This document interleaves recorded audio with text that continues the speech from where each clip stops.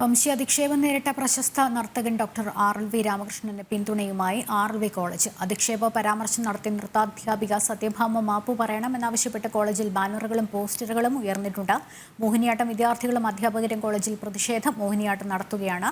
തത്സമയം ജിജീഷ് കരുണാകരനും ചെയ്യുന്നുണ്ട്. ജിജീഷ്, എന്തായാലും ആർ.എൽ.വി. കോളേജിന്റെ പൂർണ്ണ പിന്തുണ ആർ.എൽ.വി. രാമകൃഷ്ണന് ലഭിക്കുന്ന സാഹചര്യം, അവിടെ കലാപരമായി എങ്ങനെ പ്രതിഷേധങ്ങൾ അരങ്ങേറുന്നു?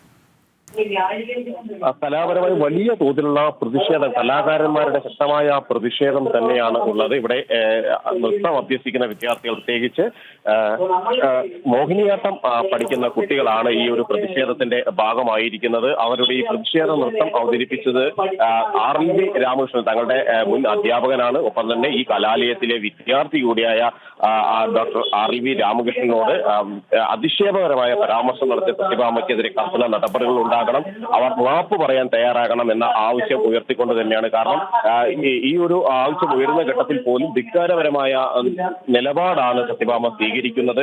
ഒരിക്കൽ പോലും താൻ ചെയ്ത തെറ്റ് ഏറ്റുപറയാൻ അവർ തയ്യാറാകുന്നില്ല, കുറ്റമേറ്റു പറയാൻ തയ്യാറാകുന്നില്ല. ഇതിനെ ന്യായീകരിക്കുകയാണ് സത്യഭാമ ചെയ്യുന്നത്. അതുകൊണ്ട് തന്നെ നടപടികളിലേക്ക് കടക്കണമെന്ന ആവശ്യമാണ് ഉയരുന്നത്. ഒരു ടീച്ചർക്ക് ചേരുന്ന, ഒരു നൃത്താധ്യാപികയ്ക്ക് ചേരുന്ന, ഒരു കലാകാരിക്ക് ചേരുന്ന സംസാരമായിരുന്നില്ല, പ്രവൃത്തിയായിരുന്നില്ല സത്യഭാമയിൽ നിന്ന് ഉണ്ടായിരുന്നത്.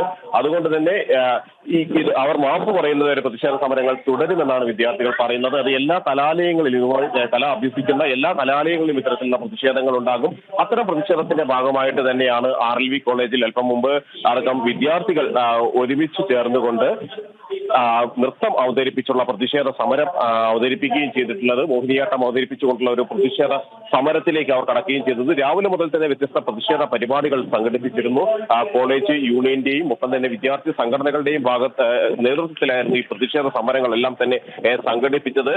ഈ കോളേജ് പ്രിൻസിപ്പൽ അടക്കം കോളേജിന്റെ ഔദ്യോഗിക നിലപാട് തന്നെ വ്യക്തമാക്കിയിരുന്നു. ഈ ടീച്ചർക്കെതിരെ നടപടി സ്വീകരിച്ചില്ലെങ്കിൽ തങ്ങൾ തന്നെ നിയമപരമായ പോരാട്ടങ്ങളിലേക്ക് കടക്കും. അതുകൊണ്ട് ഈ കോളേജിനെ തന്നെ അധിക്ഷേപിക്കുന്ന, അല്ലെങ്കിൽ ആർ.എൽ.വി. പഠിച്ചിറങ്ങിയ ഒരു അധ്യാപകനെ അധിക്ഷേപിക്കുന്ന രീതിയിലേക്കാണ് ഈ ടീച്ചറുടെ വ്യക്തി അധിക്ഷേപങ്ങളും വംശീയാധിക്ഷേപങ്ങളും കടന്നിട്ടുള്ളത്. അതുകൊണ്ട് തന്നെ അതിനെതിരെ എല്ലാ തരത്തിലും പോരാടുമെന്ന് കോളേജ് പ്രിൻസിപ്പളും വിദ്യാർത്ഥികളും ഒരേ സ്വരത്തിൽ വ്യക്തമാക്കിയിരുന്നു. അതിന്റെ തുടർച്ചയായിട്ടാണ് ഇപ്പോൾ ഈ പ്രതിഷേധ സമരം സംഘടിപ്പിച്ചിട്ടുള്ളത്. ഈ പ്രതിഷേധ സമരത്തിന് ശേഷം ഇപ്പോൾ വിദ്യാർത്ഥികൾ അഭിസംബോധന ചെയ്ത്, വിദ്യാർത്ഥി നേതാക്കൾ അഭിസംബോധന ചെയ്ത് സംസാരിക്കുകയാണ്.